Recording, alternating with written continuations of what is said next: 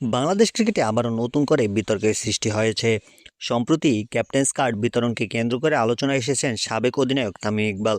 এই বিষয়টি নিয়ে লাইভে মুখ খুলেছেন জাতীয় দলের পেসার মুস্তাফিজুর রহমান। তার বক্তব্যে উঠে এসেছে বিসিবির বর্তমান পরিস্থিতি নিয়ে নানা প্রশ্ন।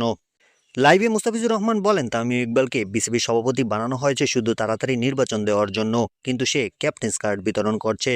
তিনি আরও প্রশ্ন তোলেন, এসব কার্ডের দরকার কি? এমন মন্তব্যের মাধ্যমে তিনি বর্তমান কার্যক্রম নিয়ে অসন্তোষ প্রকাশ করেছেন।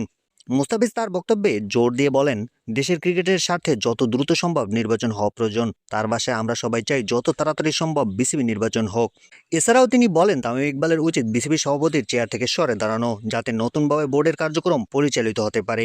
এই মন্তব্য প্রকাশের পর থেকে সামাজিক যোগাযোগ মাধ্যমে শুরু হয়েছে ব্যাপক আলোচনা ও সমালোচনা।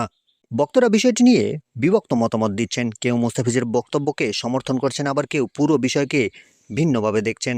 তবে এখনো পর্যন্ত বাংলাদেশ ক্রিকেট বোর্ড বা সংশ্লিষ্ট কোনো পক্ষ থেকে এ বিষয়ে আনুষ্ঠানিক কোনো প্রতিক্রিয়া পাওয়া যায়নি।